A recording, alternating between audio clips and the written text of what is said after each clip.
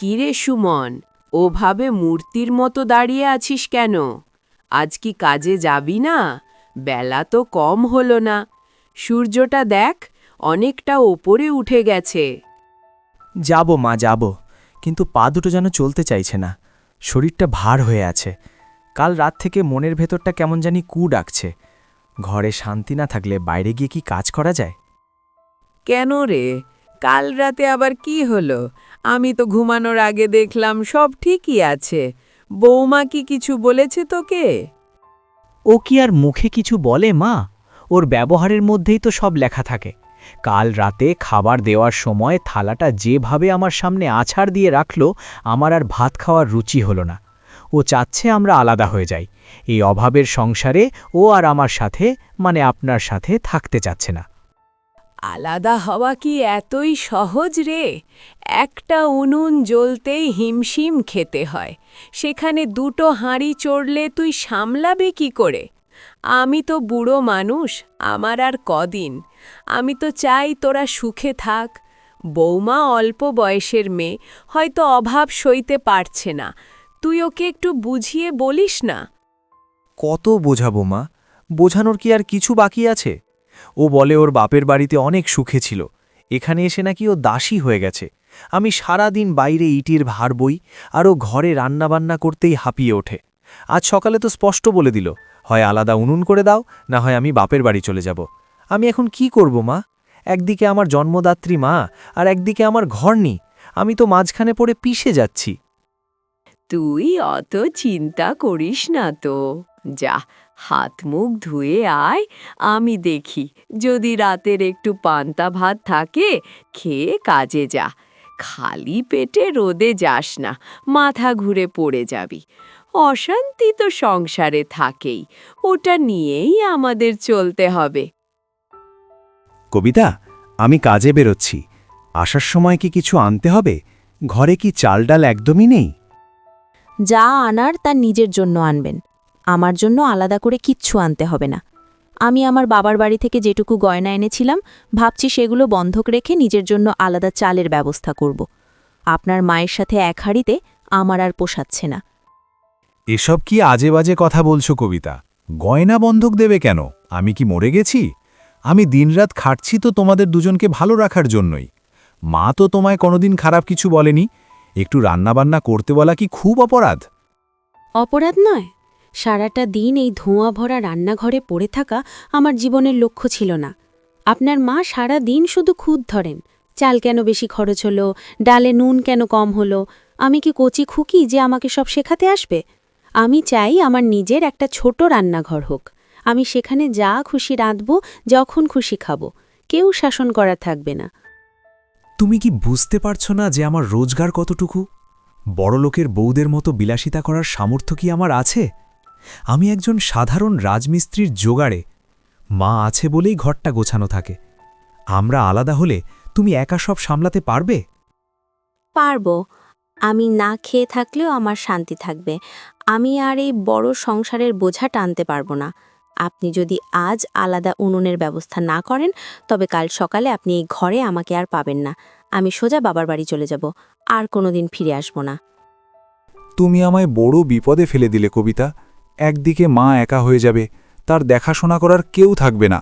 আর আমি সারাদিন বাইরে কাজ করে এসে যদি দেখি ঘরে 2 রকম রান্না হচ্ছে, তবে আমার খাওয়া কি মুখে রুজবে? তুমি একটু ভেবে দেখো, আমরা তো হিন্দু পরিবারের মানুষ। আমাদের সমাজে বড়দের সম্মান করা ধর্ম। মা একা কোথায় যাবে? আমি কাউকে তাড়িয়ে দিতে বলছি না। মা নিজের ঘরে থাকুক, আমরা আমাদের ঘরে থাকব। খাওয়া দাওয়া আলাদা হবে, ব্যাস এটুকুই তো চাইছি। এতে এত নাটকের কি আছে আমি বুঝি না। আপনি পুরুষ মানুষ, বাইরে থাকেন। ঘরের জ্বালা আপনি বুঝবেন না।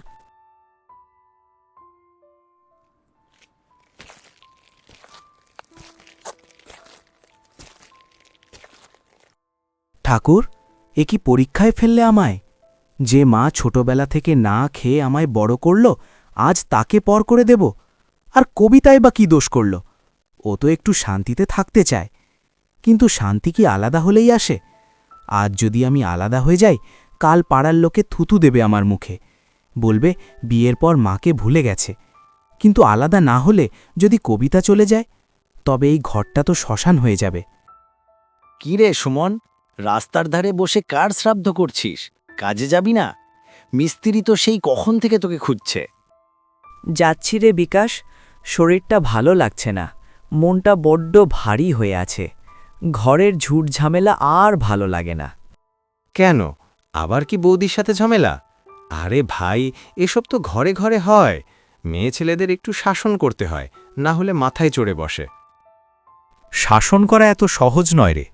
অভাব যার ঘরে নিত্যসঙ্গী, তার ওখানে শাসনের চেয়ে মানিয়ে চলাই বড় কথা। কিন্তু কবিতা মানাতে রাজি নয়, ও আলাদা হতে চায়। তুই বলতো, আমার মতো গরিবের কি দুটো আলাদা হাঁড়ি চালানো সম্ভব? মুশকিল কথা। শোন সুমন, অত ভাবিস না, আজ কাজে মন দে। আজ তো বেশ ভালো টাকা পাওয়ার কথা। টাকা হাতে আসলে বৌদির মনটা একটু ভালো করার চেষ্টা করিস, দেখবি সব ঠান্ডা হয়ে যাবে। মেয়েরা একটু আদর আর ভালো শাড়ি পেলেই সব ভুলে যায়। ভালো শাড়ি দেওয়ার ক্ষমতা কি আমার আছে রে? আগে তো পেটের ভাত জোটাতে হবে। চল, দেরি হয়ে যাচ্ছে, ওস্তাদ আবার বকাঝকা করবে। কিরে সুমন, ভাত খাচ্ছিস না যে? লঙ্কা দিয়ে পান্তা ভাত কি খুব তিতো লাগছে? না ওস্তাদ, খাবার ইচ্ছে নেই, বাড়ির কথা মনে পড়ছে। বাড়ির কথা মনে পড়লে পেট ভরবে না রে। কাজ করছিস, শরীর ঠিক রাখা দরকার। তোর বৌমা কি ভালো কিছু রান্না করে দেয়নি? না ওস্তাদ, ও আসলে শরীরটা ভালো ছিল না আজ, তাই মা যা ছিল তাই গুছিয়ে দিয়েছে। ওস্তাদ, একটা কথা বলবো? বল, কি বলবি? আজ কি আমার পাওনা টাকাটা একটু আগে দেওয়া যাবে? খুব দরকার ছিল, ঘরে চাল একদম শেষ। পাগল হয়েছিস? কাজ শেষ না হলে টাকা কোত্থেকে দেব? আর মালিকের কাছ থেকে টাকা পেতে তো সন্ধে হবে। তুই কাজটা মন দিয়ে শেষ কর, তারপর দেখা যাবে। আর শোন, কাল থেকে একটু সকালেই আসবি। তোর দেরি করার অভ্যেসটা কিন্তু মালিকের ভালো লাগছে না।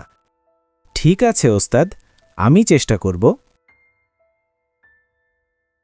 ও বৌমা, এক বাটি এদিকে আসবি? এই সুইটাতে সুতোটা একটু পরিয়ে দিয়ে যা তো মা। চোখ দুটো আর আগের মতো সয় না, সব ঝাপসা দেখি। মা, দেখছেন আমি নিজের কাজ করছি। এখন আপনার সেলাইয়ের বায়না শোনার সময় আমার নেই। আপনার ছেলে তো রাতে চাল আনবে কিনা তার ঠিক নেই, তার ওপর আপনি বসে বসে তাঁথা সেলাই করছেন। ওগুলো রেখে দিন। রাগ করিস না বৌমা, আমি তো জানি তুই একাই সব সামলাচ্ছিস। আমি তো একটু সাহায্য করতেই চাই। সুমনটা আজ সকালে এক মুঠো পান্তা খেয়ে বেরিয়েছে। ছেলেটার মুখটা দেখে আমার বুকটা ফেটে যাচ্ছিল। তুই যদি অন্তত ওর জন্য আজ রাতে একটু ভালো করে রেঁধে রাখতিস। ভালো করে কি দিয়ে রাঁধবো মা? ঘরে কি ঘি গয়লা মজুদ আছে? আপনার ছেলে যা রোজগার করে তাতে নুন আনতে পান্তা ফোড়ায়। আমি তো বলেই দিয়েছি, আজ থেকে আমার হাঁড়ি আলাদা। আমি আমার মতো করে অল্প স্বল্প চাল ফুটিয়ে নেব, আপনি আপনার মতো দেখবেন। সত্যি কি তবে তুই আলাদা হয়ে যাবি? এই এক ছাদের নিচে দুই পরিবার? লোকে শুনলে কি বলবে বৌমা? আমাদের পূর্বপুরুষরা কোনোদিন এমনটা দেখেনি। ঘরটা কি তবে দুই ভাগ হয়ে যাবে? লোকে কি বলবে তা দিয়ে আমার পেট ভরবে না মা। আপনার সাথে থাকলে আমার সারা দিন অভাবের কথা শুনতে হয়। আমি চাই নিজের স্বাধীনতা, নিজের মতো করে বাঁচতে চাই। আপনি বরং সুমনের জন্য অপেক্ষা করুন, দেখুন ও চাল আনে কিনা।